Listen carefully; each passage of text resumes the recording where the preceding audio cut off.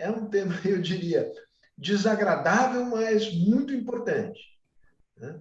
Acho que nenhum de nós imaginou, pelo menos no início da sua vida profissional, que em algum momento, em alguma etapa da sua trajetória, transformaria a extrema-direita global e nacional em objeto central do seu estudo. A não ser que fosse para falar do passado, enfim, para fazer história, né? Mas o fato é que a história prega peças e hoje nós estamos aí diante de uma extrema-direita que é organizada internacionalmente e que tem presença forte no Brasil. O Brasil é um tabuleiro importante do jogo da extrema-direita nacional. É evidente que em cada um dos países há tonalidades próprias, há adaptações próprias, mas existe um certo padrão comum. Guilherme Casarões, que é professor da Fundação Getúlio Vargas, tem mestrado e doutorado em ciência política pela USP, tratará nesta nossa conversa justamente de discutir em que medida e de que maneira a extrema-direita no Brasil ela emula a extrema-direita no mundo em geral e, em particular, nos Estados Unidos.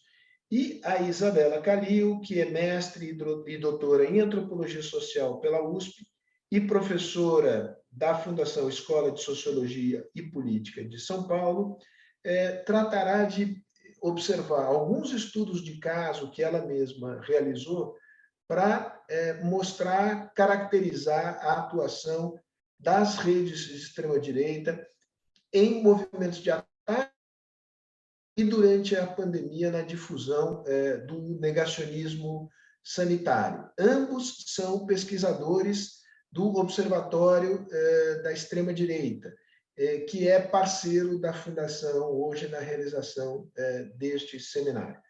Regras do jogo, cada qual falará por 15 minutos. Me parece que a ordem é Guilherme primeiro e Isabela depois. Então, eu paro por aqui, fico com os ouvidos abertos aqui para escutar o que vocês têm a dizer. Depois a gente conversa, receberemos perguntas do público pelos canais convencionais, o chat, tem aqui uma instrução que o Benedito está colocando aqui para que todos saibam como fazer perguntas. E, como eu disse, a segunda etapa do jogo é conversa e perguntas. Guilherme, a palavra é tua por 15 minutos. Boa tarde, Isabela. Que bom estar aqui contigo. Bom, é um prazer poder participar e falar a um público tão seleto como o da Fundação Fernando Henrique Cardoso. Eu já participei de vários eventos da Fundação como audiência e agora poder falar nesse palco também me agrada muito, me deixa muito honrado. Isabela e eu somos pesquisadores e coordenadores do Observatório da Extrema-Direita, que é uma iniciativa criada por um colega nosso, Davi Magalhães, lá em 2019, que é um dos primeiros estudiosos da extrema-direita no Brasil, desde 2015, 2016, ele vem acompanhando a extrema-direita, e aí, tanto Isabela quanto eu, a gente também vinha convergindo as nossas pesquisas para esses temas ligados à ascensão da extrema-direita brasileira e mundial, e aí o Davi nos convidou, o Davi, que é professor da PUC de São Paulo, da FAP, nos convidou para encabeçar essa iniciativa, que começou, Sérgio, como um perfil nas redes sociais. A gente não imaginava nem a extensão e o potencial que a gente teria de produção de conhecimento em torno dos nossos objetos de pesquisa. E qual não foi a nossa surpresa quando o observatório estourou? Então, em 2020, a gente já tinha mais de 20 mil seguidores no Twitter, a gente abriu perfis em outras redes também, até para atender a essa demanda crescente por conhecimento específico a respeito da extrema-direita e dessas interconexões entre Brasil e mundo. A gente vê que se trata de um movimento super enraizado e interconectado globalmente.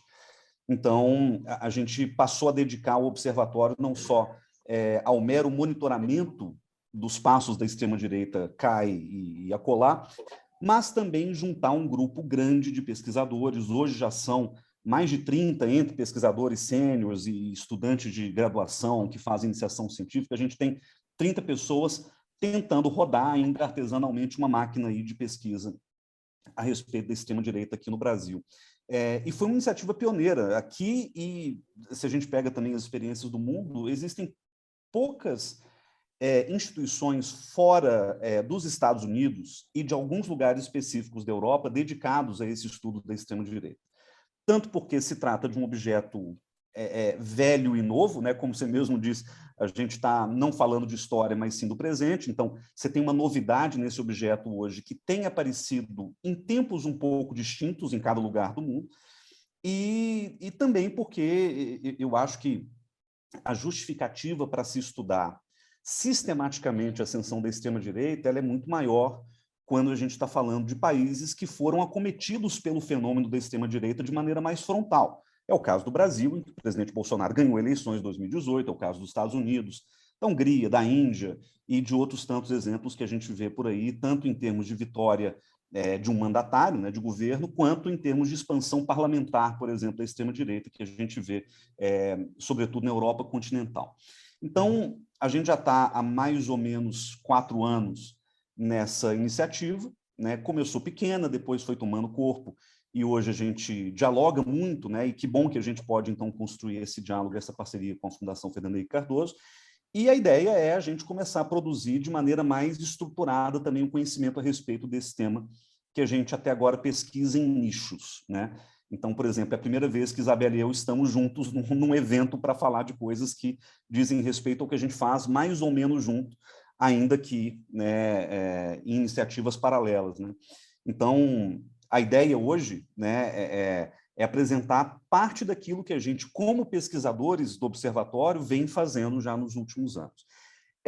A minha praia, e eu já estive contigo em programas de televisão, né, na imprensa, a minha praia sempre foi o estudo da política externa brasileira. Então, eu tenho um enfoque que está muito ligado aos impactos da extrema-direita sobre o processo de formulação da relação de um país com o mundo, a partir do momento em que, por exemplo, a extrema-direita ganha uma eleição. Porém, é muito difícil a gente embarcar num estudo sobre a extrema-direita sem levar em conta alguns elementos constitutivos que já vêm sendo discutidos no plano teórico já há algum tempo. Por exemplo, a relação de extrema-direita e redes sociais e que impactos que isso tem sobre a própria dinâmica política, né, que a extrema-direita impõe numa determinada democracia.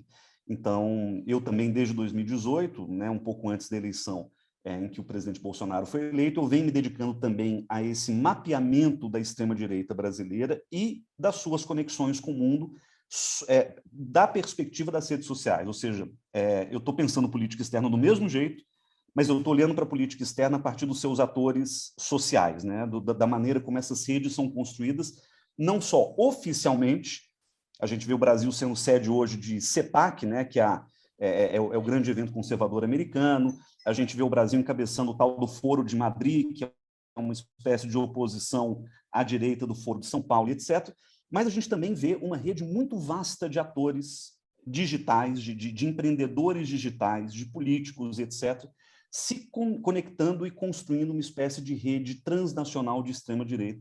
E é sobre justamente esse ponto que eu quero tratar na minha fala de hoje.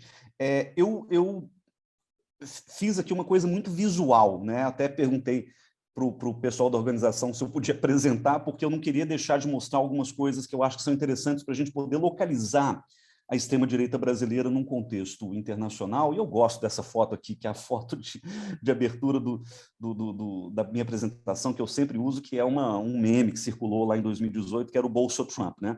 Mas o Bolsonaro e o Trump, a partir de uma linguagem gamer, talvez de um gamer um pouco mais velho, de meia idade, que é o meu caso, por exemplo, que joguei muito Street Fighter na adolescência. Mas essa linguagem, são essas referências, né, de videogame, né, de memes contemporâneos, de cultura popular, que vão, de alguma forma, abastecer e ajudar a viralizar a presença da extrema-direita nas redes sociais, né? Eu acho que a primeira coisa que deve se dizer, de maneira muito, muito objetiva, é que a gente não consegue pensar na extrema-direita brasileira, e muito menos no movimento bolsonarista, como a gente veio a chamá-lo, né, nesses últimos anos, sem contextualizá-lo, né, nessa bolha das redes sociais. As redes viraram uma espécie de espaço privilegiado da construção de narrativas que ajudam a sustentar essa extrema-direita brasileira, ajudam a dar vazão ao bolsonarismo, às teses conspiratórias do bolsonarismo, e isso, quanto mais a gente estuda, mais a gente descobre essas interconexões, dialoga diretamente com as narrativas que são pensadas pela extrema-direita americana, polonesa, húngara, italiana e assim por diante. Ou seja, muitos dos memes que são fabricados aqui no Brasil, às vezes são traduções de referências ou de narrativas construídas lá fora. E vice-versa, como o Brasil é um país muito ativo, né? Não sei se a Isabela se lembra disso, mas o Brasil, ele tem gente nas redes que considera o Brasil o vencedor da guerra mundial dos memes, né? O Brasil é um país que tem aí uma produção memética muito ativa, inclusive com reconhecimento internacional. Então, acho que também funciona do outro lado, né? Muita gente traduzindo memes brasileiros para ajudar a sustentar a narrativa da extrema-direita alhures, por assim dizer. No caso do Brasil, os grupos que se articulam online, né, nos espaços digitais, sobretudo nos espaços digitais públicos, tipo Twitter, Facebook, redes sociais de uma maneira geral, eles operam a partir de 4 etapas integradas, que são a emulação, a adaptação, a coordenação e a legitimação. A emulação, como o Sérgio até falou na fala introdutória, ela ocorre a partir da reprodução de ideias estéticas e performances da extrema-direita global, especialmente da alt-right americana, tropicalizando-a e traduzindo-a para a realidade brasileira. Então, você tem aí um exercício de reprodução permanente da linguagem dessa extrema-direita global, pensada e adaptada para cá. A adaptação, que é um passo posterior à mera emulação, envolve, muitas vezes, traduzir esse conjunto de símbolos e práticas para a realidade brasileira, contextualizando-a nas referências que a gente conhece, né? Então, muitas vezes, não basta simplesmente traduzir a narrativa, a gente tem que colocar a narrativa dentro de um contexto específico, e isso também é uma atividade a que a extrema-direita da sede se ocupa. O terceiro passo é a coordenação, que pressupõe algum grau de articulação funcional entre grupos e entre membros de um grupo, ou seja, os grupos bolsonaristas, por exemplo, que ocupam o espaço digital, eles dialogam entre si. Então, grupos que representam movimentos muito distintos, eles se comunicam, eles se coordenam de alguma forma. E isso pode acontecer tanto entre grupos quanto entre membros de um grupo. O que eu quero dizer com isso? Tanto, por exemplo, médicos bolsonaristas podem dialogar diretamente com influenciadores digitais bolsonaristas ou com jornalistas bolsonaristas, né, que fazem parte desse ecossistema, quanto em cada grupo a gente consegue ver algum tipo de hierarquização. Então, você tem os formuladores de narrativa, você tem os reprodutores de narrativa, você tem aqueles perfis fakes que muitas vezes simplesmente ajudam a amplificar esse processo e assim por diante. E, por fim, existe o passo da legitimação, que se dá, né, tanto em termos de... a dinâmica das redes sociais é curtida, retweet, são seguidores. Então, quanto mais inflados esses perfis são, mais legítimos eles acabam sendo dentro do nicho onde eles operam. Você tem um mecanismo de corroboração interna que é interessante, né? É o Trump dando retweet em perfis supremacistas brancos quando ele ainda estava no Twitter, é o Bolsonaro dando retweet em perfis falsos, mas que ajudam a construir uma determinada narrativa que o interessa e assim por diante. E existe também a validação que a gente chama de externa, ou seja, a gente começa a perceber no monitoramento dessas redes de extrema-direita que os retweets e as curtidas também acontecem em nível transnacional, ou seja, algo que, digamos, o deputado Eduardo Bolsonaro posta vai ser retweetado por um perfil de extrema-direita polonês, ou argentino, ou americano, e isso acaba ajudando a amplificar e a legitimar internacionalmente determinadas narrativas. O caso brasileiro é um caso de sedimentação nas redes sociais que antecede a mera emulação do alt-right americana. Eu localizo, né, o Olavo de Carvalho como o pai dessa extrema-direita brasileira atual, seja em termos de símbolos, de ideias ou de performances, porque muito antes desse espaço ser plenamente ocupado pela extrema-direita, o Olavo já vamos dizer, abrindo essas trilhas desde 2008, 2009, muito ativo em determinadas redes sociais. Aqui é uma comunidade do Orkut, por exemplo, de 2004, em que já havia ali uma presença de olavistas e anti-olavistas no primórdio das redes sociais. E uma das maneiras pelas quais o Olavo de Carvalho ajudou a penetração e a consolidação dessa extrema-direita nas redes foi por meio dos famosos Google Hangouts, quando, lá em 2013, por exemplo, ele começa a convidar personalidades que vão desde a família Bolsonaro, ao Lobão, ao príncipe, entre aspas, Luiz Felipe de Orleans e Bragança, influenciadores como Leandro Ruschel, Bia Kicis, que depois virou deputada. Quer dizer, toda essa turma já estava, de alguma maneira, presente nesses espaços digitais da extrema-direita, desde pelo menos 2013, 2014. Já se movimentando, na verdade, um pouco antes, mas ganhando tração desde essa época, e o Olavo ajudava muito nesse processo de projeção desses grupos de extrema-direita. E aqui eu fiz um mapa que eu acho que é só útil para a gente poder visualizar de como esses grupos operam no caso da extrema-direita brasileira e com quem eles dialogam no plano internacional. E aqui a gente tem 3 categorias básicas funcionais desses grupos. Você tem os grupos de interesse, que são grupos que não necessariamente operam nativamente nas redes sociais ou no espaço digital, mas que vão ocupar esses espaços também com pautas específicas, como, por exemplo, grupos evangélicos, grupos armamentistas, grupos de empresários, grupos de médicos, que vão se projetar e ganhar uma certa notoriedade por meio das redes sociais. Então, você tem pautas ali muito claras de defesa desses grupos, cristianismo, liberdades, cloroquina e etc. Você tem os chamados criadores de narrativas, que são aqueles grupos que se ocupam permanentemente ou sistematicamente de criar certas narrativas que sustentam a presença da extrema-direita.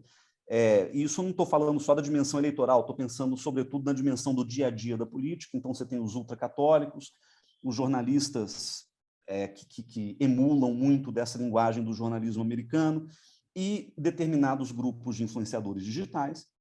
E, por fim, existem os chamados tropas de choque, da extrema-direita, que são aqueles que vão não necessariamente criar narrativas ou trazer algum interesse material à discussão, mas eles vão, sobretudo, potencializar e disseminar de maneira muito eficiente, sobretudo por meio de memes, por meio de linguagens ligadas a certos grupos jovens, etc., que são os Vaporwave, no caso do Twitter, que é um caminho que mudava, emulando uma certa estética retrô dos anos 80, os gamers ou os otaku, e os robôs do Bolsonaro, que é uma turma que ora é verdadeira, ora não é, e a gente nunca sabe distinguir claramente os perfis de pessoas legítimas ou não, mas são aquelas pessoas que se passam por cidadãos normais, cidadãos comuns, e que vão ajudar a consolidar e a disseminar essas narrativas criadas pelos grupos. E, para concluir, o que eu acho interessante dessa dinâmica é que, além de haver uma coordenação muito forte entre os grupos, existe, como eu comentei, uma emulação permanente de linguagens que foram produzidas em outros lugares. Então, por exemplo, as lideranças evangélicas emulam muito a linguagem das lideranças evangélicas norte-americanas. A gente vê não só uma importação de linguagem e de estética, mas também uma importação de pautas. Evangélicos, por exemplo, não discutiam sistematicamente a questão do aborto no Brasil até pouco tempo atrás. Essa não era propriamente uma pauta das lideranças evangélicas e passou a ser a partir do momento em que se descobriu que esse tema mobiliza muito e polariza muito a discussão, e o laboratório norte-americano nos ajudou a pensar isso. Você tem os armamentistas que emulam, e aí, Sérgio, a gente pode ver, inclusive, na própria linguagem, nos argumentos, etc., eles emulam os discursos da National Rifle Association americana, que é o grande lobby de arma americano. Eles estão sendo importados, esses discursos, para o Brasil, e aí você tem figuras que vão ajudar também a consolidar essas narrativas, tipo a Lauren Boebert, a Marjorie Taylor Greene. Você tem, no caso dos médicos, e aí é difícil traçar, a Isabela vai falar um pouco mais talvez, sobre isso, mas, por exemplo, os nossos médicos importaram muitas das narrativas dos American Frontline Doctors, que foram os primeiros grupos pró-cloroquina e anti-vacina que a gente teve, né, ali nos Estados Unidos. Os empreendedores têm aí uma coisa interessante, que eles emulam não necessariamente a linguagem da extrema-direita das redes, mas um discurso pró-mercado reaganista dos anos 80, que nas redes também tem uma certa atração, mas no caso aqui é uma coisa talvez menos conectada à realidade específica das redes digitais.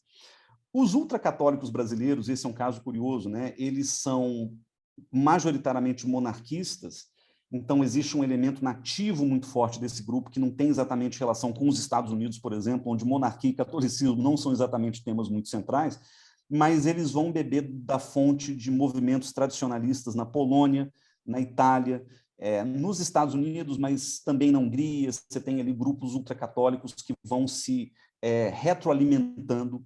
Inclusive, grande parte dessas narrativas supercatólicas que o bolsonarismo reproduz vão ganhar muita força nas redes polonesas, por exemplo, então você tem uma proximidade muito grande desses grupos.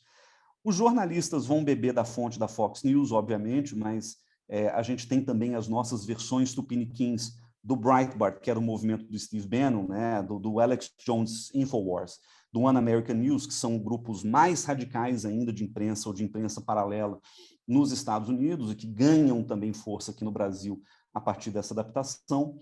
A gente tem o fenômeno dos influenciadores de direita que reproduzem, em larga medida, os influenciadores norte-americanos, né? Já devem ter ouvido falar de Jordan Peterson, Dave Rubin, Milo Yiannopoulos, Ben Shapiro, que são grandes formuladores de uma narrativa de direita, antipoliticamente correto, super tradicionalista no sentido de costumes, etc. E a gente vai ter pessoas reproduzindo essas figuras e meio que querendo ser essas figuras na versão brasileira.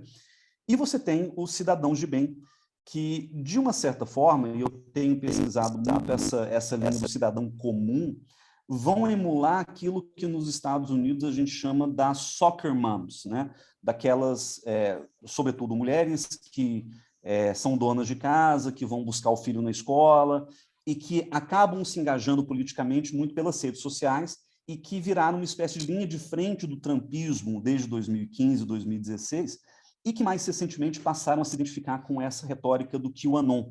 Então, existe uma parte da teoria conspiratória trumpista que foi referendada por esse grupo de cidadãos de bem, ou cidadãos comuns, o cidadão médio americano, e a gente tem pessoas aqui no Brasil que também se prestam a esse tipo de papel. No caso dos Vaporwave, para finalizar, aí tem um lado olavista muito forte, né? O Olavo foi quem importou essa linguagem, essa estética para o Brasil, e a gente viu vários perfis, inclusive perfis oficiais de membros do governo, reproduzindo essa estética e essa narrativa. Então, Weintraub, Carla Zambelli, o próprio Eduardo Bolsonaro tiveram um papel muito central nesse processo, e os robôs do Bolsonaro, que são aqueles perfis que a gente justamente não sabe se são legítimos ou não, mas que emulam essa coisa do cidadão comum para poder ajudar a construir e consolidar uma narrativa. O Bolsonaro também tem uma entrada no mundo dos gamers e dos otaku, que são fãs, por exemplo, de animes, de ver com frequência dentro do espaço digital bolsonarista esses grupos também sendo contemplados. O próprio Bolsonaro faz sinalizações frequentes a esses grupos, e aí eu fui também olhar e descobri que tem uma relação muito forte com aquilo que se produz, sobretudo na extrema-direita norte-americana. Bom, fiz aqui um resumo muito breve do que eu queria trazer para vocês. Espero ter ajudado um pouco a compreender esse quebra-cabeça, e depois a gente volta nas perguntas para poder comentar um pouco mais. Obrigado. Fez um excelente resumo, Guilherme. Isabela, a palavra é tua. Bom, também queria agradecer muito pela oportunidade, agradecer pela também oportunidade de dialogar com o Guilherme, de ouvir, enfim, da gente poder discutir. E, Sérgio, a gente já tem eventos também de televisão, então é sempre um prazer reencontrar você. E agradecer muito à Fundação Fernando Henrique Cardoso por essa oportunidade para que a gente possa dialogar. Bom, eu também tenho um slide que eu vou compartilhar aqui, mas é uma coisa também mais rápida. Mas, de qualquer forma, eu queria trazer alguns elementos que dialogam com a fala do Guilherme, mas que estão a partir de um estudo de caso, de uma situação específica que nós acompanhamos, que foi uma manifestação que ela ocorreu no dia 15 de março de 2020. E aí eu já explico por que essa manifestação ela é importante, qual é o fundamento, né, da gente olhar para essa manifestação. De qualquer forma, antes de entrar no estudo de caso especificamente, tem uma coisa que eu queria comentar sobre a questão das redes, a questão da internet. Eu acho que tem 3 pontos importantes, né? O primeiro é que a gente tem, com mais ou menos radicalidade, nós temos hoje, na política, né, entre os apoiadores, entre pessoas que estão se mobilizando, principalmente nas redes sociais, nós temos pessoas com inspirações neofascistas, né? Eu acho que, de antemão, para a gente começar a falar sobre questões relacionadas à internet e ao ambiente digital, eu acho que a primeira coisa que é sempre bom lembrar é que essas pessoas elas já existiam antes, né? Então, não foi a internet que inventou, ou que reinventou, ou que esses microfascismos, né? Então, a internet ela não criou isso, né?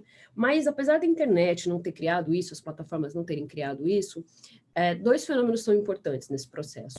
O primeiro é que discursos que eram discursos inaceitáveis na vida pública, né, na esfera pública, discursos que eram inaceitáveis, mas que já existiam e que, de uma certa forma, tinham mecanismos de contenção para esses discursos, eles acabaram ganhando visibilidade, né? Então, a internet não inventou esses discursos, mas ela tornou possível que determinadas atitudes, determinados, principalmente, discursos, ganhassem visibilidade, discursos que, de uma certa forma, eram considerados socialmente inaceitáveis. Então, acho que esse é o primeiro elemento. O segundo elemento é que a internet tornou possível, então, a visibilidade e amplificação desses discursos, mas a internet tornou possível que pessoas que têm, enfim, promovem, né, posições antidemocráticas, microfascismos, etc., elas pudessem se reunir.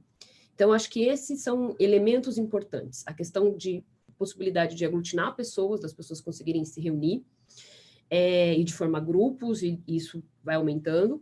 E a outra é a possibilidade de ter amplificação e visibilidade desses discursos. Então, com isso, eu acho que a gente consegue, de uma certa forma, pensar o campo do meio digital de uma maneira mais com nuances, que essas práticas, elas não são novas, mas elas ganham um terreno, elas têm infraestrutura que possibilita que esses discursos sejam amplificados e que tenham cada vez mais adesão. E aí um fenômeno que a gente tem até os anos de 2010, era o fenômeno desses discursos ganharem visibilidade, mas com o tempo de 2010 para cá, da década de 2010, o que tem acontecido é que a gente tem um outro movimento, que isso sim é novo, que é o fato de temos, por exemplo, jovens, pessoas que passam a aderir a essas posições, passam a participar desses grupos, passam a, de uma certa forma, se educarem a partir dessa perspectiva, né? E isso a gente vê fortemente, por exemplo, entre os jovens, pessoas muito jovens que passam a usar as redes digitais e passam a se mobilizar a partir, né, desses, inclusive de alguns influencers, né, de alguns gurus, como o Guilherme trouxe o caso do Olavo de Carvalho.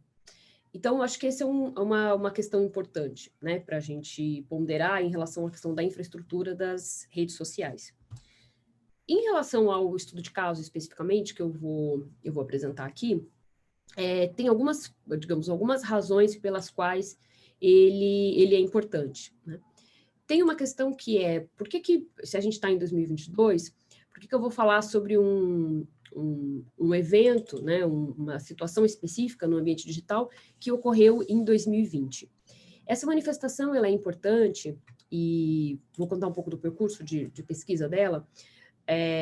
Já faz um tempo, eu desde 2011 trabalho com protestos e mobilização de rua. Eu não iniciei, até ouvindo o Sérgio Falto falar sobre os nossos planos, né, profissionais, que ninguém imaginava fazer pesquisa sobre a extrema-direita contemporânea, é muito interessante porque eu observava movimentos que são movimentos anti-globalização, movimentos que estão no campo progressista, digamos assim, né?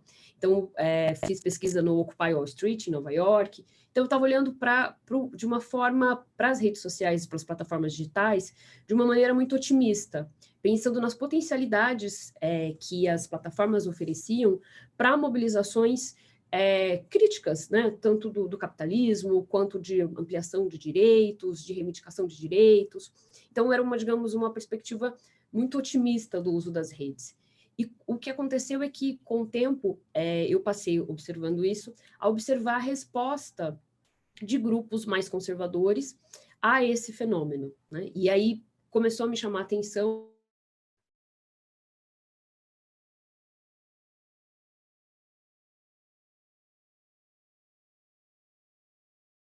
inclusive a resposta e a agenda no ambiente digital tinham para lidar com progressistas. Então, no final das contas, desde 2011, eu venho trabalhando com questões de mobilização de rua. E a questão de mobilização de rua e internet, elas acabam sendo inseparáveis, pelo menos na pesquisa que eu tenho conduzido. Porque, muitas vezes, em um evento de rua, a gente tem a produção de imagens, a produção de materiais, de conteúdos, que o evento de rua, às vezes, é um evento pequeno, uma mobilização de rua pequena, sem importância, e que às vezes, quando a gente olha, a gente às vezes nem entende por que aquilo está acontecendo. Aquela performance é um pouco estranha, ela é meio risível. Por que as pessoas estão se mobilizando daquela forma? Elas estão se mobilizando porque muitas vezes o objetivo final não é a rua em si, mas sim a performance e a produção de conteúdos que vão alimentar as plataformas digitais muitas vezes por anos, né? Você tem a produção de conteúdos, por exemplo, que eles vão ser utilizados em diferentes contextos, eles podem ser utilizados por anos, né? Então, entender também a mobilização de rua e as performances no espaço público em diálogo, em consonância com a produção de conteúdos para as redes, foi uma coisa que, ao longo da pesquisa, ao longo dos anos, foi acontecendo, a gente foi entendendo isso. E a outra questão é que, olhando para mobilizações de rua, nós estávamos acompanhando, a gente vem acompanhando mobilizações de rua bolsonaristas desde o ano de 2016, nós estávamos acompanhando, que é o grupo que eu coordeno na Escola de Sociologia e Política, nós estávamos acompanhando uma mobilização, como várias outras, a gente acompanha, que era do dia 15 de março de 2020. Nós estávamos no final do ano de 2019, início de 2020, a pandemia ainda não era pandemia, né? A pandemia, de fato, o MS anunciou a pandemia dia 11 de março, e o que acabou acontecendo é que nós estávamos acompanhando a mobilização de rua e também a mobilização de internet. Com a pandemia, essa mobilização de rua era um evento ele foi mudando de pauta, mas era um evento para pedir no fechamento do Congresso. Era esse basicamente o evento, entre vários outros dessa mesma natureza.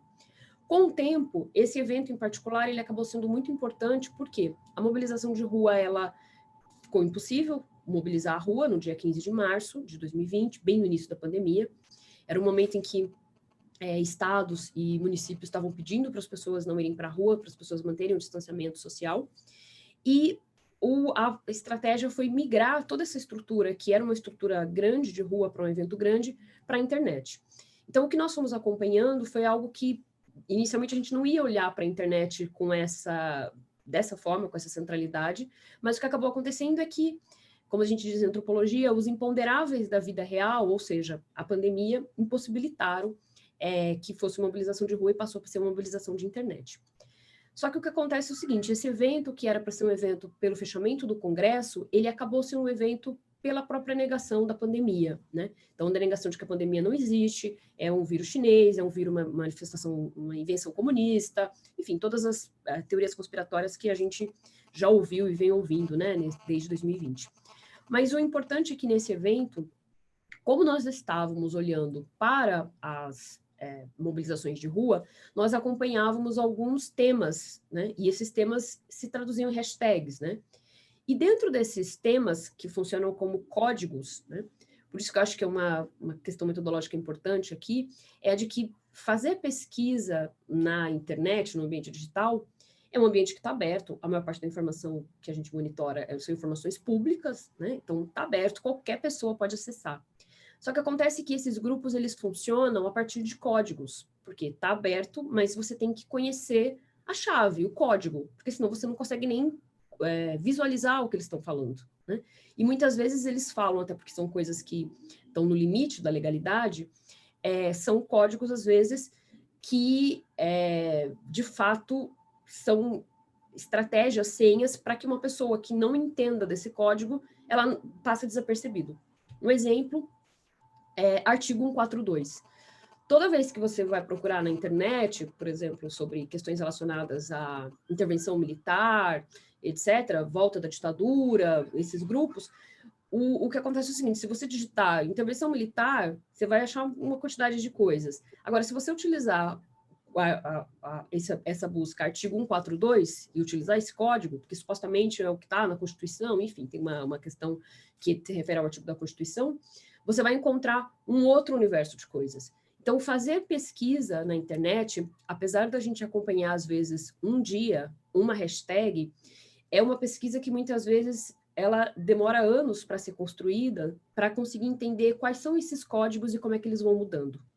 No nosso caso, a nossa senha, né, a gente tinha um conjunto de hashtags que nós passamos a acompanhar, foram mais ou menos umas 30 hashtags, e dentre elas tinha uma senha especial que quem é desses grupos compartilhava, que era hashtag Bolsonaro Day, day de dia, né? E tem uma estratégia também que é, por que usar uma hashtag em inglês? Porque uma hashtag em inglês, do ponto de vista da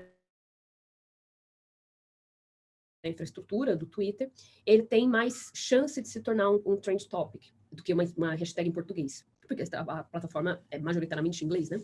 Então, ou seja, existe uma estratégia que é usar uma hashtag em inglês, existem estratégias que é usar hashtags antigas. Então, a plataforma entende que quando você tem uma hashtag que ela é usada recorrentemente ao longo dos anos, isso tende a ser visto, a partir do ponto de vista computacional, como algo relevante.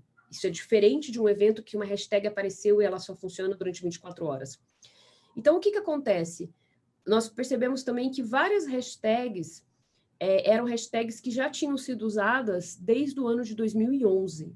Né? E algumas dessas hashtags do ano de 2011 já falavam em Bolsonaro presidente. Então, essa é uma questão interessante da gente notar.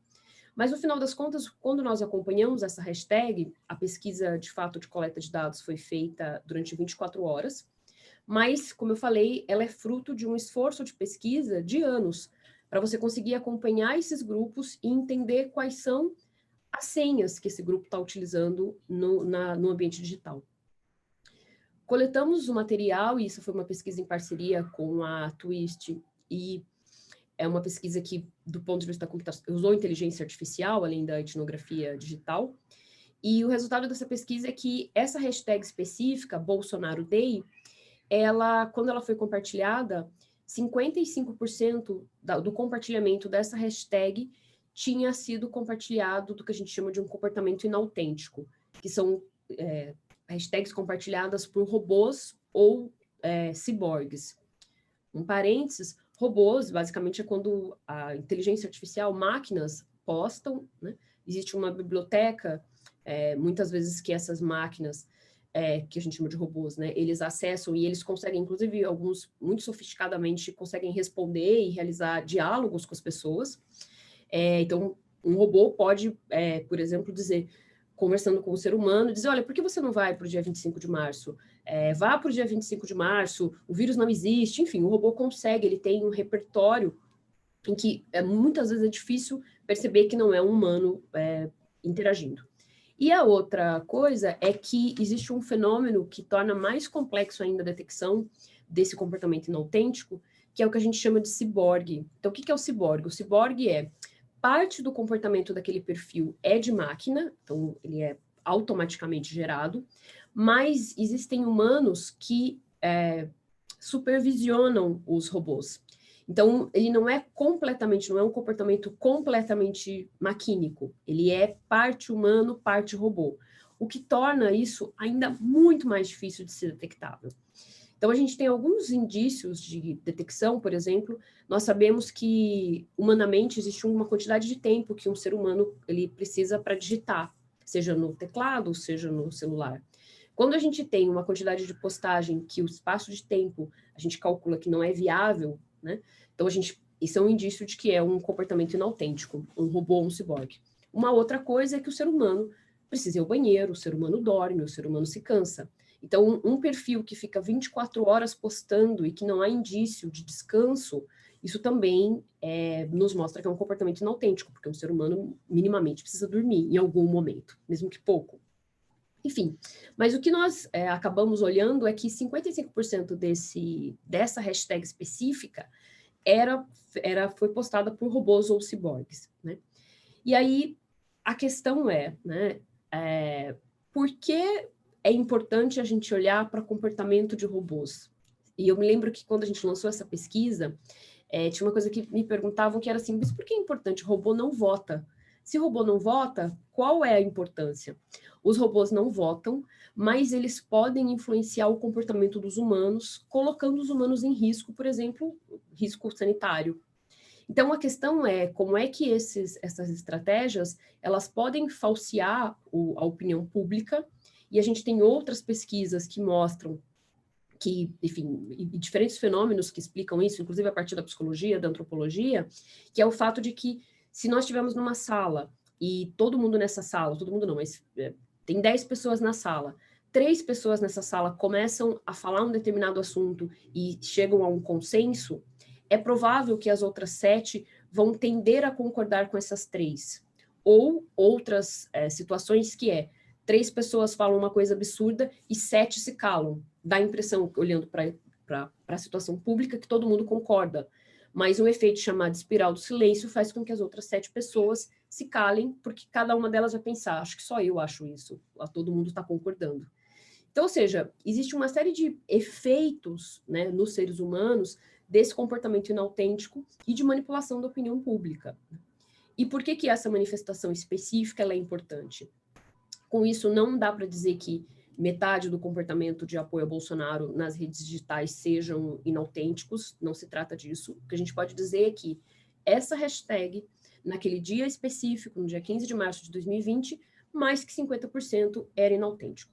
Mas isso não dá para dizer em relação a outros comportamentos. A questão que é difícil medir, e é um desafio para a gente na antropologia, é o que esses robôs fazem com os seres humanos. E aí o que os seres humanos, como isso afeta o comportamento dos seres humanos, inclusive eleitoral. Eu acho que essa é a grande questão, que é muito difícil de medir, né?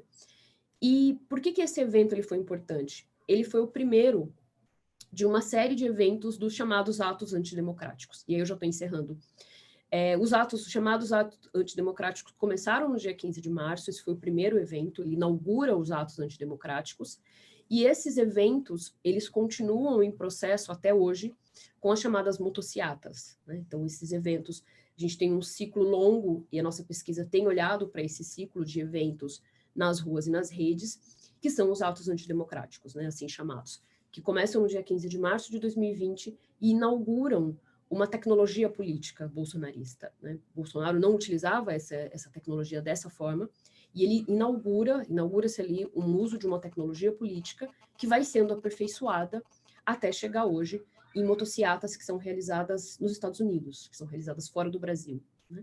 E essas conexões, enfim, em torno da motociata e a produção desses conteúdos e as suas variações, como o uso de outros meios de transporte, né?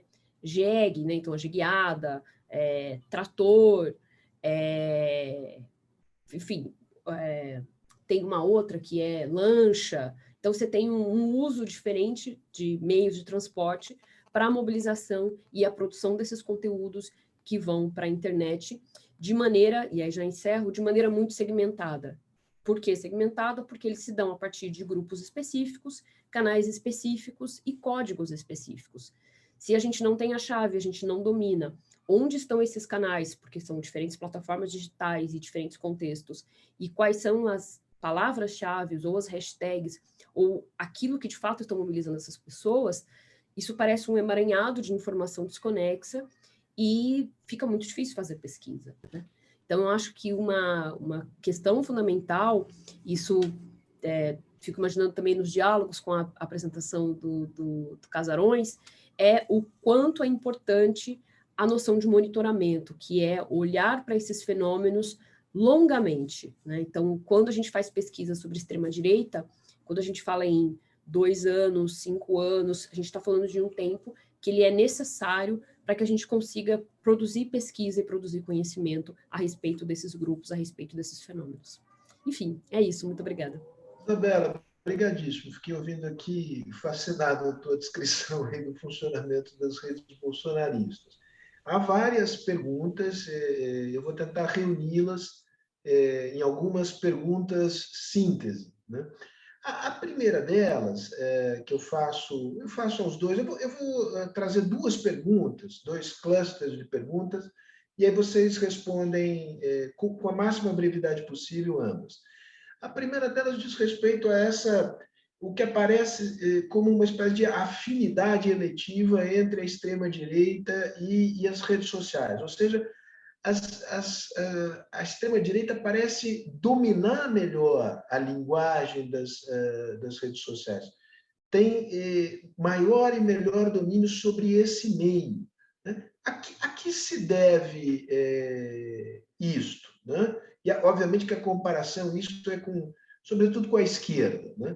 A outra pergunta que eu faria a vocês é o seguinte: é verdade que não há um comitê central que coordena a rede, né? Ela não é uma rede verticalizada, mas certamente há alguns nós dessa rede que são estruturantes dessa rede, né? E vocês mencionaram vários, mas não hierarquizaram, né? Eu presumo que o mundo evangélico tem um peso muito grande. É o que dá maior raiz popular ao Bolsonaro. É possível fazer essa hierarquia entre ultraconservadores católicos, protestantes, armamentistas, etc., ou essa hierarquia não é clara? Perguntas para vocês dois. Bom, Sérgio, eu acho que tem uma certa hierarquia e, curiosamente, é uma hierarquia que parte de um grupo que não tem voto e não tem gente, que é justamente o grupo olavista. Porque eles nascem muito cedo, muito precocemente nesse espaço digital. E eles vão trilhando, como eu falei, abrindo esses caminhos da presença digital. E aí tem um ponto que a Isabela falou e eu quero aqui reforçar, que é o seguinte: muito desse diálogo que deu aso, que deu possibilidades para a extrema-direita se consolidar no Brasil, acontecia num certo subterrâneo privado da internet, né? Na Deep Web, nos chans, né? 4chan, 8chan, no Reddit. Então, assim, são espaços que eles servem de vazão para essas ideias, muitas ideias potencialmente criminosas, muitas ideias antidemocráticas, muitas ideias que são incompatíveis com aquilo que a gente tem, vamos dizer, à luz do debate público, e eles vão, aos poucos, trazendo para a superfície parte dessas narrativas, né? Eu vi até uma pergunta aqui que fala de neonazismo, né? O neonazismo no Brasil existe há décadas. E o neonazismo ele não é necessariamente um movimento que se case perfeitamente com a extrema-direita, né? A extrema-direita até tem uma questão terminológica, né? A gente tem uma direita radical, a rigor, que é a direita que joga o jogo da democracia, ainda que queira subvertê-lo permanentemente, mas que é muito diferente daquela ultradireita, se a gente puder colocar assim, que quer destruir, literalmente, grupos específicos da sociedade, né? Então, eu acho que a gente precisa até se atentar para essa definição, para não confundir, por exemplo, milícia vaporwave, como eu chamei na apresentação, e neonazismo. Acho que são fenômenos muito distintos e que não necessariamente se casam, né, nesse processo de formação da extrema-direita. Mas, voltando ao ponto, o olavismo foi um movimento que, de alguma maneira, conseguiu criar os códigos, como a Isa falou, os símbolos e as performances que dão, de alguma maneira, que dão a forma do que virou bolsonarismo nas redes. Os evangélicos são caudatários desse processo, eles vêm no fim desse processo. Até porque as lideranças evangélicas, que também ocuparam as redes de maneira muito precoce, falam uma linguagem que é muito intramuros, né? Então, por exemplo, eu que não sou evangélico, apesar de ter frequentado muitos cultos, etc., eu não necessariamente me toco por uma fala do Silas Malafaia, que é um grande líder evangélico com uma presença fenomenal nas redes sociais. Por quê? Porque grande parte do que ele fala é direcionado à comunidade específica, a certos grupos, dentro, no caso dele, da Assembleia de Deus e tudo mais. O que vai acontecer é que, com a ascensão do Bolsonaro aos holofotes, eu estou pensando aqui, né, de 2016 em diante, quando já começa a se desenhar esse projeto de candidatura presidencial, alguns evangélicos vão buscar modular a sua retórica e os seus símbolos para convergir com aquilo que o bolsonarismo já vinha fazendo, né?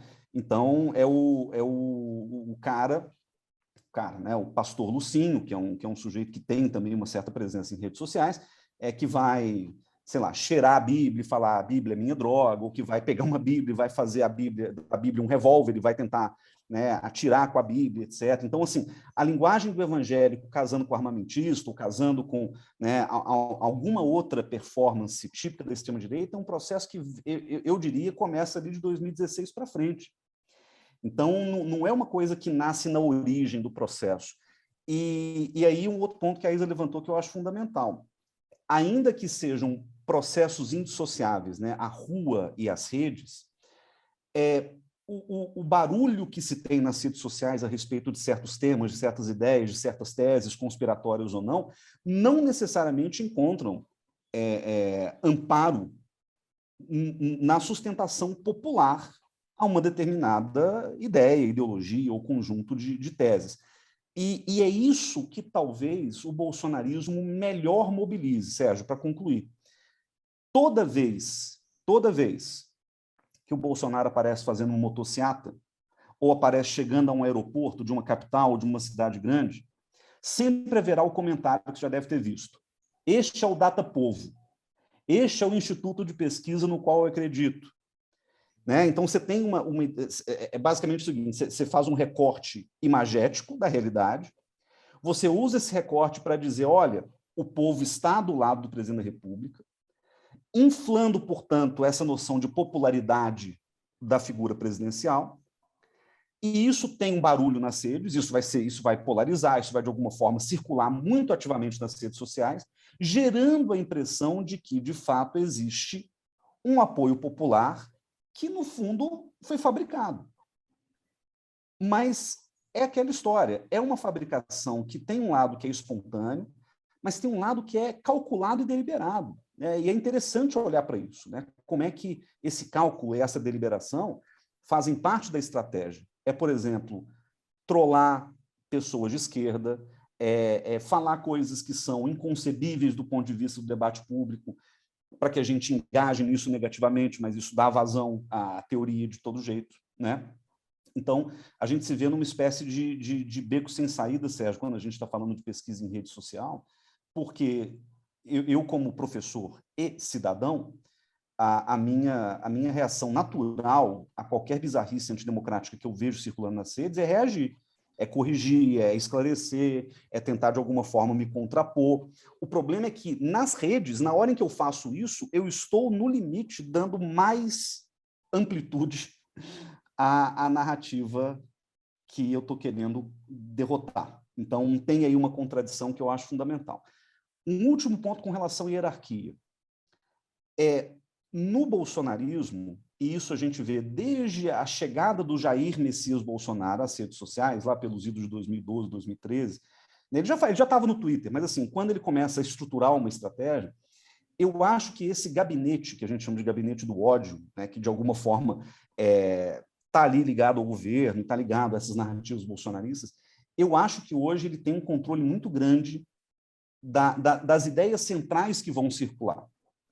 É claro que tem um elemento orgânico, o elemento da difusão natural do processo, mas eu não descartaria que existe uma certa centralização de algumas narrativas por parte de pessoas muito próximas do governo, que, aliás, como já vem muita gente dizendo, inclusive Pedro Doria do Meio, né, jornalistas da grande imprensa, são pessoas muito jovens eu acho que também tem um ponto importante aí para diferenciar a esquerda e direita. A direita, ela se renovou, quer dizer, ela não tinha quadro, né? Então ela vai pegar gente muito nova, mas que já é nativa digital, para poder construir uma estratégia que a esquerda está tendo ainda que aprender a fazer, né? E que, portanto, não consegue operacionalizar com tanto vigor como a direita já faz há muito tempo. Muito interessante, Guilherme. Isabela, deixa o Guilherme cobrir um terreno grande aqui, deixa eu pegar esse final, digamos, de uma certa juventude da extrema-direita, o domínio de uma certa linguagem, que não é a linguagem tradicional da política, a linguagem discursiva, né? E, no fundo, herdeira do iluminismo, a esquerda é herdeira do iluminismo, né? A extrema-direita não é, né? Eu queria explorar essa questão de imagens que são utilizadas. Então, esta ideia associada à força, à violência, a um certo tipo de masculinidade, isso tem um peso importante na construção de símbolos e de mensagens não escritas das redes bolsonaristas. Tem, não tem? Que peso que isto tem? É uma pergunta, inclusive, as demais perguntas atenderam aqui a questões levantadas por Otávio de Barros, Otávio Dias, etc. Tem muita gente fazendo pergunta. Esta, em particular, sobre o papel da violência, é o Rafaelo Paponi que levantou. Tem uma questão que só antes de responder isso, eu queria complementar da fala do Casarões, que eu acho que é a seguinte: eu concordo que existe em relação à questão dos evangélicos, né, que a gente está falando, quando a gente olha para o ambiente digital, a gente está falando de uma montagem que ela vai acontecer no Brasil, né, nos Estados Unidos um pouco antes, nos Estados Unidos a partir de 2007, 2008, e aí não me parece à toa isso coincidir com a crise de 2008, enfim. Mas tem a ver com uma mudança do ponto de vista das plataformas, mas tem a ver com diferentes questões do ponto de vista da vida social mais ampla. No Brasil, isso data de 2010, 2011. E esse grupo, né, se a gente for falar esse perfil que primeiro adere a esse conjunto de práticas, né, discursos que a gente está, performances que a gente está citando aqui, ele é formado por homens jovens. Então, existe uma questão que são homens e jovens, né, que na pesquisa que a gente fez de 2018, quando a gente mapeou os 16 perfis bolsonaristas, que é o que a gente traduz nos perfis que a gente, no 2018, chamou, né, dos gamers e dos haters, né? Então, a gente está falando de um perfil majoritariamente masculino e jovem, né? Então, esse é o perfil que forma a base disso que a gente está falando. Os evangélicos, concordo com o Casarões, eles vêm entre 2014 e 2016, é um período depois, tem alguns ajustes. As mídias cristãs, não só evangélicas, mas as mídias cristãs têm canais muito específicos, enfim, então tem uma questão que é aí de aproximações que são depois, né? Mas tem uma coisa, aí também para falar já então dessa questão das masculinidades, da violência, é que qual é a diferença, né, quando a gente olha para a diferença entre a forma como, vou simplificar e chamar aqui de esquerda e direita, tá? Mas como é ou melhor, o campo progressista e o campo da extrema direita? Qual que é a diferença? A primeira que é a seguinte: no ambiente digital você precisa fazer simplificações, né? A gente precisa simplificar as coisas e usar recursos imagéticos. O que acontece? A extrema-direita entendeu que transformar fenômenos complexos e dar explicações simplificadoras para fenômenos complexos, isso funciona. Então, essa é a primeira coisa. Então, não há um compromisso com nuance, compromisso que é o contrário, né, do que a gente está fazendo, que você mencionou, Sérgio, que é esse legado iluminista. Pensar as nuances, é o que a gente faz na academia, né? Não, mas não é bem assim, mas será que é igual? Enfim, calma, vamos ver. Isso não tem compromisso com isso, né? Então, é uma questão. Por outro lado, sem abrir mão dessas nuances, eu acho que há formas mais pedagógicas que o campo progressista poderia utilizar, principalmente para falar com públicos mais jovens, né? Então, acho que aí é diferente não é uma simplificação grosseira do discurso, mas transformar esse discurso em algo mais pedagógico, em algo mais palatável, para que seja possível falar principalmente com os jovens, né? E por que eu bato na tecla dos jovens e comecei falando sobre esse primeiro grupo, né? Que forma basicamente os haters e os gamers. Porque para o ambiente digital, é disso que a gente está falando. O público mais velho vai seguir as tendências do que os mais jovens fizerem. Acho que a perspectiva que o Casarões trouxe de serem nativos digitais, isso faz toda a diferença, né? Então, acho que esse é o ponto. E as redes, uma coisa importante que eu esqueci de mencionar na minha fala, é que quando a gente olha para as plataformas digitais, de 2011 para cá, que eu estava olhando as pesquisas sobre rua, eu já fiz pesquisas em plataformas, comecei fazendo no Twitter, já passamos pelo Facebook, pelo WhatsApp. Agora, por exemplo, quem quer pesquisar comportamento jovem nas plataformas tem que olhar o TikTok. Então, as plataformas, a cada 2 anos, pelo menos, elas vão se alterando e os públicos vão alterando a forma de lidar com a plataforma. Hoje você conversa com os jovens e pergunta do Facebook. Facebook é uma coisa que é para as pessoas mais velhas, né? É para os velhos, né? O WhatsApp já não tem mais o mesmo peso que tinha em 2018. O WhatsApp hoje é uma outra coisa.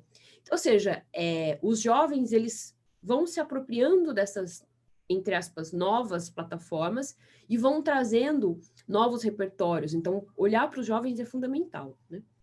E acho que a questão também está relacionada com a questão que a extrema-direita não tem medo de errar, eles não têm medo de experimentar as coisas. Eles tentam, não dá certo, eles tentam de novo. Então, eu acho que o campo progressista precisa ser um pouco mais desapegado com o erro. Eles riem deles mesmos, se não der certo, eles tentam de novo.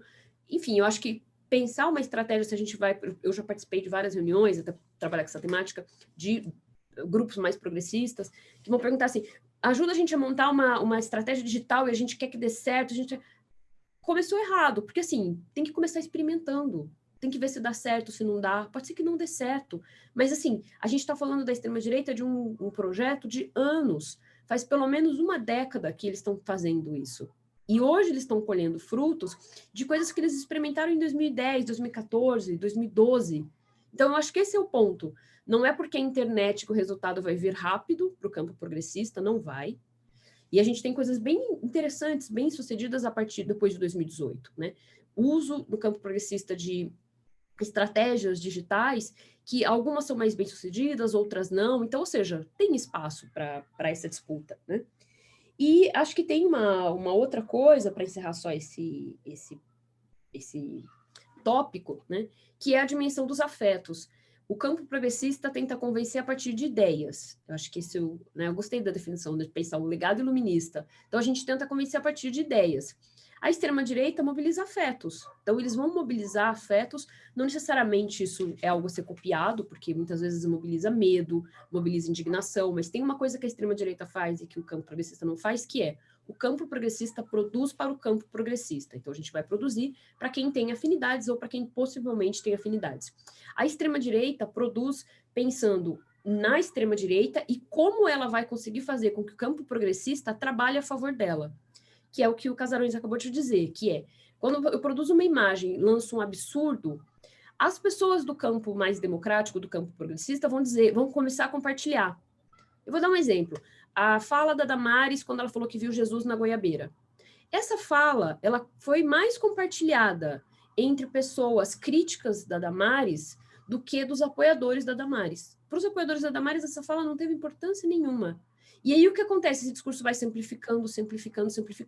A verdade é que o campo progressista trabalha de graça para a extrema-direita, o tempo todo. E aí a gente podia até entrar numa discussão que, mas quando a gente pode ou não compartilhar? Acho que uma medida simples, né? É uma resposta complexa, né? Mas uma coisa simples se você está falando de um chefe de Estado, não dá para dizer assim, não vou dar palco. É chefe de Estado, não faz diferença. Vai aparecer nos jornais televisivos, vai ser compartilhado. É um chefe de Estado falando, não faz diferença. Não dá para dizer assim, não vou compartilhar porque o Bolsonaro falou, porque senão eu vou dar palco para o Bolsonaro. O Bolsonaro já tem o circo inteiro, então não faz diferença. Agora, um influencer mediano que fez uma saudação neonazista, para que eu vou compartilhar essa indignação disso? Um pequeno, médio influencer Tanto que teve o caso do Monark, que é um grande influencer, e na sequência a gente teve casos de pequenos influencers copiando o Monark, inclusive com saudações, com gestos. Para quê? Para conseguir atenção. Conseguiram? Conseguiram. Infelizmente, a gente sabe o nome desses influencers e a gente não sabia antes.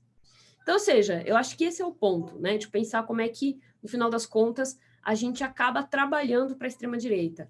E o campo progressista não faz isso. O campo progressista só fala com o campo progressista. Então, isso também é uma questão. Sérgio, eu acho que eu me alonguei muito na resposta, nem falei. Mas você deu várias respostas e acrescentou coisas muito interessantes. Não se puna. Casarões, pergunta aqui da Bruna Medeiros Gouveia, que é grana, digamos assim, né? Um pouco do follow the money, né? Duas coisas, digamos. O quanto essa bolha da extrema-direita é importante para as plataformas, no sentido de gerar tráfego, etc. Eu adicionaria essa pergunta da Bruna outra. Em que medida a extrema-direita conseguiu capturar, digamos, a lógica comercial por trás disso e ganhar dinheiro e se financiar desta maneira, né? E, de maneira mais ampla, de onde vem a grana para financiar essas redes sociais? Sérgio, é um caminho que a gente ainda não conseguiu seguir totalmente. Quer dizer, a gente tem algumas pistas de onde vem o dinheiro. Eu acho que a Patrícia Campos Melo documentou muito bem, né, até no livro dela sobre o assunto, né, que é A Máquina do Ódio, em que ela mostra como que alguns empresários de médio e grande porte contribuíram para financiar um conjunto grande de mensagens bolsonaristas na época da eleição de 2018 e com uma grande eficiência, digamos assim. E mais do que isso, né? São formas que a extrema-direita faz de subverter a própria lógica da legislação eleitoral, né? Do financiamento de campanha, etc. Então, você tem meios paralelos de financiamento que geram algum efeito importante, principalmente em tempos de comunicação digital. Então, alguns empresários, e aqui eu destaco um que é assumidamente uma pessoa que tem participação nesse processo, que é o Otávio Facuri, que tem aí um engajamento muito grande, ele se coloca como uma espécie de símbolo do empresariado da direita bolsonarista, digamos assim. Tomé Abduch, que teve também um momento ali, junto com o movimento de rua e etc. Carla Zambelli, né? Essa turma teve ali um engajamento que também era no sentido de captar recursos para esse grupo, e você tem, né, Luciano Hang, etc. Então, assim, existe uma rede, e eu não estou falando nada de inconfidente, porque, no fundo, eles mesmos se colocam nesse papel. Agora, que não me parece suficiente para a gente poder entender a extensão desse mecanismo, né? Então, não me parece que um conjunto de empresários, sejam eles médios ou grandes, conseguiria atingir a capilaridade digital que a extrema-direita brasileira atingiu. E aí, o Elimar está comentando aqui no chat, e eu acho que isso tem a ver. Exatamente, eu ia à pergunta do Elimar, sobre financiamento externo. Então, provavelmente há. O problema é que a gente não consegue monitorar esse financiamento. Porque, veja, e aí tem uma coisa da lógica comercial que eu acho que eles fazem muito bem. Uma das melhores formas que a extrema-direita encontrou de projetar suas ideias e de lucrar com isso é por meio de superchat no YouTube, mecanismos que existem no Hangout, que é você mandar dinheiro para o youtuber que está ali fazendo uma determinada, né, uma fala, ou um programa e etc. E eu não estou falando só da monetização do YouTube tradicional, né, que seria a monetização por número de visualizações, etc., que o YouTube permite também. Inclusive, o pesadelo de muitos influenciadores, sobretudo de direita, extrema-direita, é quando o próprio YouTube desmonetiza os seus canais, né? E aí você tem todo um projeto que vai por água abaixo. Mas existe esse mecanismo do dinheiro pingado né, de você estar participando de um evento ao vivo no YouTube, mandar um superchat, mandar alguma coisa que nem que seja 15, 20, 200 reais, isso vai permitindo que certos youtubers ou certos grupos, né, acumulem uma receita e operem ali a partir dela. Uma outra coisa que a gente vê muito, né, influenciadores de direita vendendo cursos, né? Então, você tem um lado interessante também, e eu acho que a Isa tocou num ponto muito central, que é o seguinte: a esquerda, e eu me considero uma pessoa de esquerda, a esquerda ela tem um cacuete academicista que impede, muitas vezes, que a gente dialogue com pessoas que não estão interessadas na linguagem acadêmica, nem no método científico, mas que querem dar sentido à realidade. E a gente, muitas vezes, comete o erro de querer complexificar questões a um nível tal que elas se tornam ininteligíveis para a maioria das pessoas, né? E aí o pessoal zoando, não sei se vocês se lembram, né, a Anitta, quando a Anitta falou alguma coisa de vereador federal, que ela não sabia a função exata do vereador, etc. Mas essa é a realidade da enorme maioria dos brasileiros, né? Eles não entendem exatamente de política, etc. O que aconteceu? A extrema-direita começa a se colocar como detentora desse conhecimento e a transmiti-lo de maneira extremamente simplificada, mobilizando afetos, como a Isabela falou, tratando, né, de questões aparentemente inacessíveis de uma maneira até mesmo lúdica, e isso foi impulsionando um conjunto de influenciadores que hoje são médios ou grandes e que vão abrir Clube do Livro, vão abrir cursos pagos em plataformas específicas, vão abrir, não sei se já viram isso, livrarias, das coisas mais comuns que existem hoje, livrarias de influenciadores que basicamente vendem os seus próprios livros ou livros de editoras vinculadas ao olavismo bolsonarista. E é um processo que se retroalimenta, e aí do pequeno lucro desses indivíduos, você gera um montante realmente muito grande de dinheiro. Então, eu acho que parte desse processo eu não vou dizer puramente orgânico, mas ele se cria de baixo para cima. Ele vai se fundando a partir disso. O dinheiro de fora pode ser que venha, sobretudo por esses mecanismos que a gente não consegue monitorar, tipo, né, de Bitcoin até pagamento de live no YouTube, o Google Hangout, etc. Mas eu acho que o grosso desse dinheiro acaba sendo gerado pelas próprias iniciativas tomadas por essa turma que conseguem chegar muito longe, principalmente por meio desses cursos e dessa linguagem digital que gerou uma indústria, né? A própria Michelle comentou aqui no chat também que é uma indústria, exatamente, né? Então, é uma indústria que vende curso, é uma indústria que vende fórmula mágica para alguma coisa, é uma indústria, por exemplo, de médicos que durante a pandemia começaram a receitar cloroquina pelo WhatsApp, né? E que também se potencializaram. Então, assim, a linguagem é mais ou menos comum, ainda que os segmentos e as facções operem a partir de temas diferentes. Mas a linguagem acaba se aproximando muito, nesses casos, do que a gente poderia chamar de uma esfera digital da extrema-direita no Brasil. Isabela, eu sei que você fez um estudo de caso sobre difusão de fake news, negacionismo sanitarista no período... Em pandemia ainda estamos, mas não estamos mais tão desprotegidos em relação a ela. Primeira pergunta que eu te faço em relação a isso: o bolsonarismo encontra na chamada classe médica uma espécie de terreno fértil para se proliferar? Primeira pergunta. Depois, em que medida o negacionismo sanitário teve um saldo líquido positivo para a expansão da rede bolsonarista, tendo em vista que, ao fim, o próprio Bolsonaro teve que retroceder, ainda que timidamente e tal, em relação ao seu combate frontal à vacinação.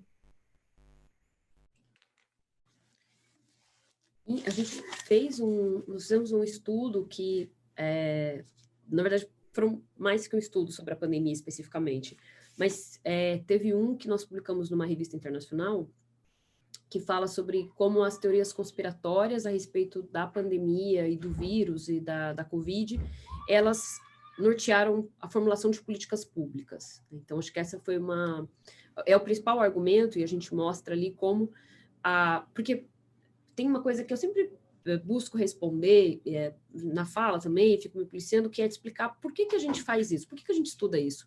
Porque o que a gente estuda, muitas vezes, está próximo de algo que é bizarro, risível, sem importância, papo de maluco, né?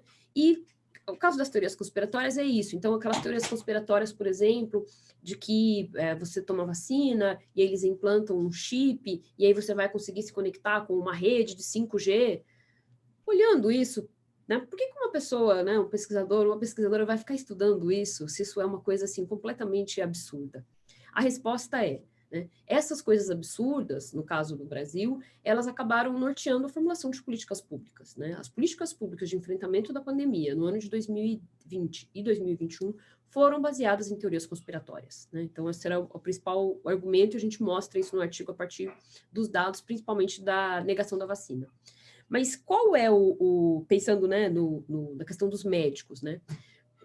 Tem uma questão que durante as diferentes gestões do Partido dos Trabalhadores, a classe médica, ou parte da classe médica, primeiro, quando a gente fala de médico no Brasil, a gente está falando de uma parte da população que, não toda, mas que majoritariamente pertence às elites, né? Quem tem acesso à universidade, quem tem possibilidades, né, de cursar medicina. Então, a gente está falando de um segmento muito específico da população. Medicina, o curso de medicina é um curso difícil de acesso para quem tem dificuldades financeiras. Então, essa é a primeira coisa, que é a base do Bolsonaro. Quando a gente vai olhar todas as pesquisas, a gente vai ver que entre pessoas que têm mais de 10 salários mínimos, há uma constante do apoio do Bolsonaro, ele é maior em quem recebe mais que 10 salários mínimos. Mas, especificamente com os médicos, tem uma série de coisas que foi acontecendo, né? Programa Mais Médicos. Então, eu sou de uma família de pessoas que são da medicina, né, de médicos, e eu me lembro de ver o bolsonarismo dentro da minha família a partir da perspectiva dos médicos que se sentiam, assim, completamente desprestigiados, eu não concordo com essa posição, mas que se sentiam desprivilegiados com os médicos cubanos, né? E aí uma série de coisas, e no caso de Cuba, isso tem a ver aí com o anticomunismo, a mobilização de discursos anti-esquerda, enfim, então há um movimento silencioso, entre aspas, dentro do campo da medicina, que foi se formalizando e foi se consolidando ao longo dos anos. Isso tanto de posições anti-aborto, quanto de posições contrárias aos médicos cubanos, como outras coisas, né? Então, o que acaba acontecendo é que, no final das contas, existia um descontentamento de parte da classe médica, que ele era um pouco silencioso, apesar dos médicos fazerem manifestações, etc., que se ligou também bastante fortemente com o movimento anticorrupção, e que ele foi sendo gestado em 2014, 2016, 2020. Então, quando o Bolsonaro de uma certa forma, o bolsonarismo está mais sólido, ele encontra afinidades com essas críticas em parte da classe médica, né? Então, essa é uma questão. A outra, e há outras também, né? Por exemplo, no caso da classe médica, cotas, né? As cotas raciais, um dos discursos muito fortes das cotas raciais, mesmo recentemente, contra as cotas, qual que era um argumento forte? E se você for operado, você sofreu um acidente, e você vai ser operado por um médico negro que é cotista, e ele entrou lá não por mérito, mas por causa da cota, então ele pode te matar. Então, ou seja, tem a mobilização desse que no final das contas é classista, né, é racista, e é conspiratório, né? Então tem essa questão.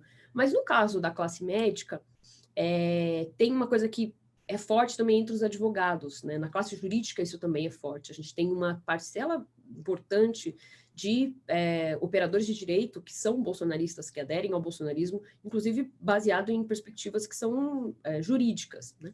Mas, de qualquer forma, na pandemia, o que acabou acontecendo é que esse negacionismo sanitário do Bolsonaro, ele, num certo momento, ele funcionou.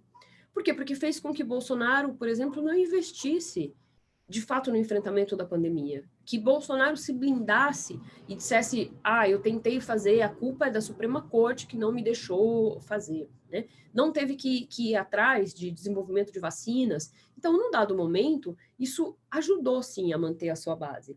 Eu acho que o que mudou que fez de fato diferença foi a CPI da Covid. Eu acho que a CPI da Covid, embora ela não tenha tido os desdobramentos necessários do ponto de vista político-jurídico, os desdobramentos esperados, o fato da população brasileira ter visto a quantidade de vezes e o tempo em que Bolsonaro negou as vacinas, né? Isso virou até meme, virou piada no campo progressista, né? De uma maneira muito interessante, inclusive, né? Aquele vídeo do esse menino falando com a Pfizer, né? E ele fazendo que ele era a Pfizer e tentando recorrentemente falar com o Bolsonaro. É muito didático esse vídeo, mostra qual foi a estratégia bolsonarista, né? Que outras pessoas, outros pesquisadores mostraram, inclusive, que foi, de fato, a estratégia política, por causa do trabalho da Deise Ventura, que foi a estratégia de Bolsonaro. Então, no final das contas, o que mudou foi a CPI da Covid.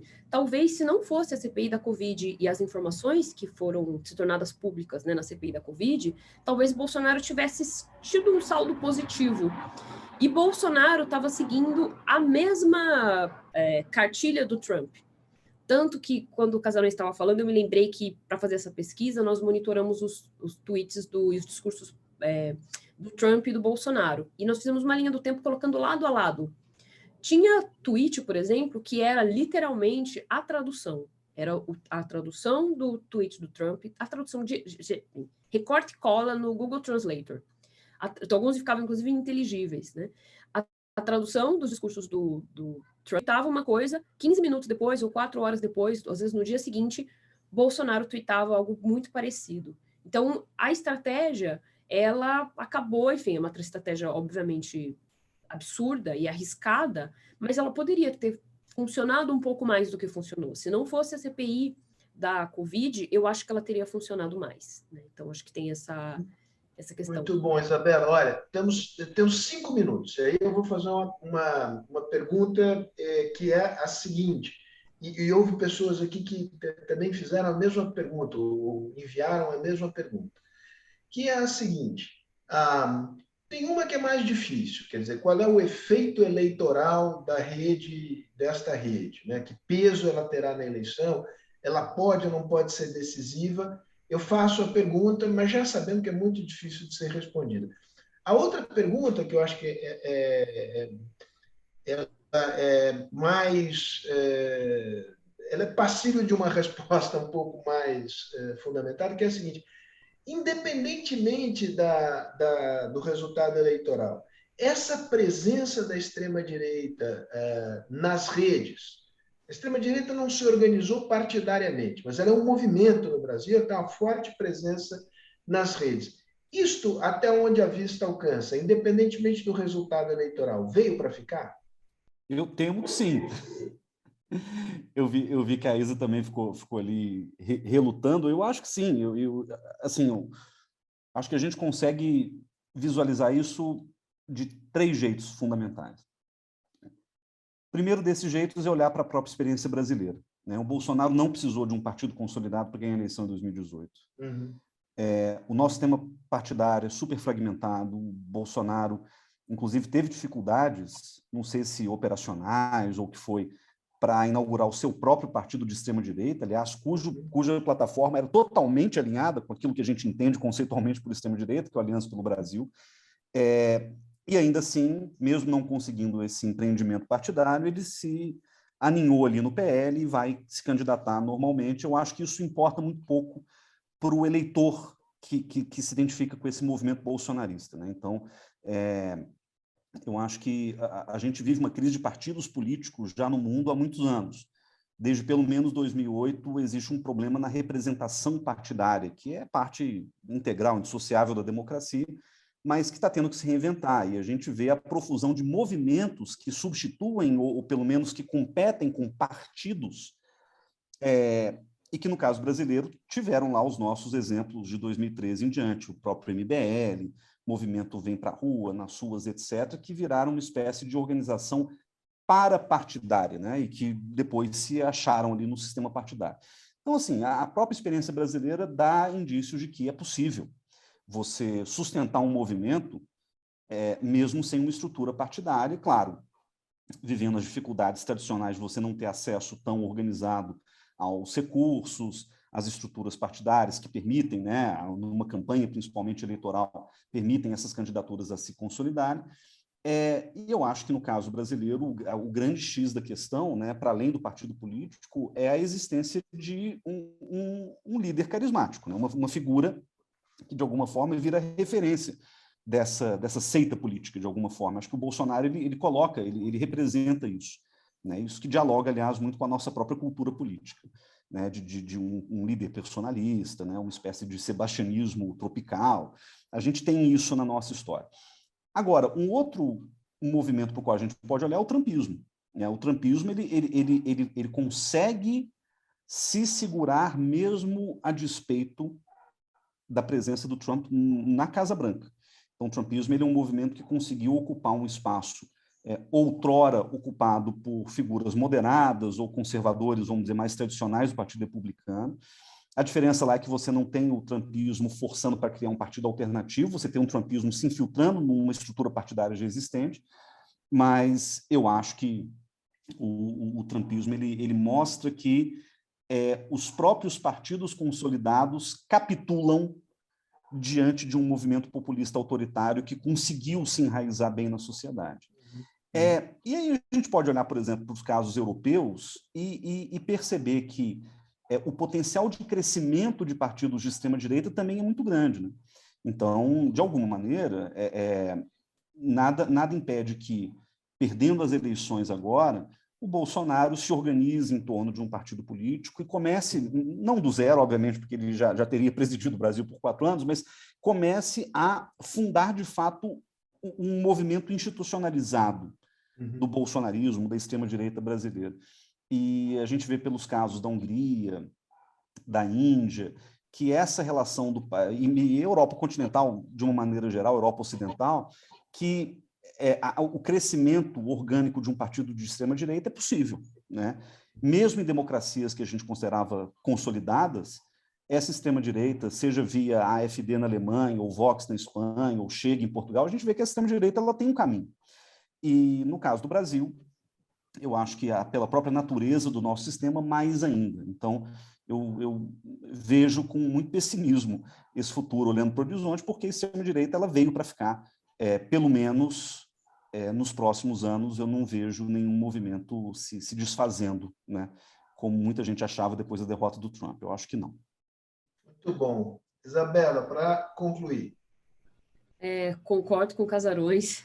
Infelizmente, esse movimento veio para ficar. Eu acho que eu não consigo também visualizar os próximos 10, 20 anos diferente. Essas questões, principalmente do digital, sim, vieram para ficar e só tendem a piorar.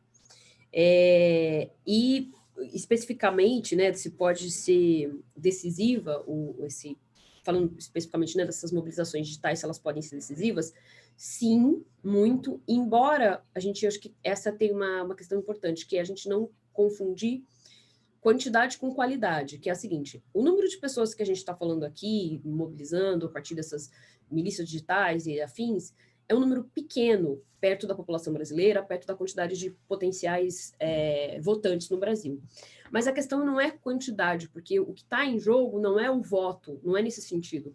A questão é que essas pessoas, mesmo em quantidade, um número pequeno perto do Brasil, né, elas podem produzir em momentos estratégicos. Então, por exemplo, um dia antes da eleição, 2 dias antes da eleição, às vésperas das eleições, elas podem produzir falseamentos da opinião pública que sejam nocivos a ponto de mudar o comportamento eleitoral faltando 24 horas para uma eleição. Então, isso não é novo, completamente novo na história do Brasil, a gente já teve isso, inclusive. Isso é uma coisa que é muito grave, que pode acontecer sem que necessariamente a própria opinião pública, sem que a gente perceba de onde isso está vindo, né? Então, esse é o ponto. A gente pode ter, enfim, muita coisa pode acontecer, desde, por exemplo, acho que o fenômeno, para encerrar, o fenômeno das acusações, das alegações de fraude eleitoral. Isso tem causado um estrago na sociedade brasileira enorme, que a gente não vai conseguir medir em 2022. Vai demorar ainda várias eleições para a gente medir. Por quê? Fazendo pesquisa com grupos moderados, não bolsonaristas, a quantidade de pessoas e a forma como esse discurso contaminou moderados é enorme. Então, para que o Bolsonaro... Para que funciona a acusação de fraude eleitoral, a alegação de fraude eleitoral? quem vai votar na esquerda, vai votar na esquerda, não faz diferença. Quem vai votar no Bolsonaro, vai votar no Bolsonaro. Para onde que ele mira quando ele tem essas alegações? É no eleitorado moderado, porque causa dúvida, e é isso, a descrença que por que eu vou participar do processo democrático? Por que eu vou sair da minha casa e votar se é tudo falso, se é fake, se está tudo manipulado? Então, ou seja, a coisa que o Bolsonaro poderia ter mais interessante do ponto de vista do contexto hoje é que o moderado não fosse votar. Isso seria o melhor dos mundos. E essa estratégia, por exemplo, do Trump, que inclusive, não é só votar no Trump, é não votar, deixar de votar em outros candidatos. Não é só não votar ou não votar no Bolsonaro, é deixar de votar para não votar em outros candidatos. Então, acho que tem, sim, um risco muito grande, e isso não tem como a gente medir, porque a gente pode passar, e eu já encerro, a gente pode passar o período eleitoral numa relativa normalidade, e 24 horas antes da eleição, a gente tem alguma coisa do ponto digital que vai mudar o resultado da eleição, e vai mudar o comportamento eleitoral. Isso não tem como a gente medir, é muito incerto, né? Maravilhosa resposta de ambos. Esta final sua, Isabela, foi para o Paulo Sotero, que me fez uma pergunta aqui pelo WhatsApp. Eu não havia tido a ocasião de fazer a pergunta, mas você, mesmo sem saber qual era a pergunta, respondeu de maneira muito boa. Olha, os elogios aqui é uma enxurrada, viu? Aqui no chat. Vocês podem sair daqui sabendo que o fã-clube de vocês aumentou. Da minha parte, só me resta agradecer muito a parceria institucional, o tempo de vocês, e dizer que eu espero, sinceramente, que esse seja o primeiro de vários encontros que a gente possa fazer em conjunto. Parabéns pelo trabalho. Vamos em frente. Obrigado, Sérgio. Foi muito bom. Muito obrigada.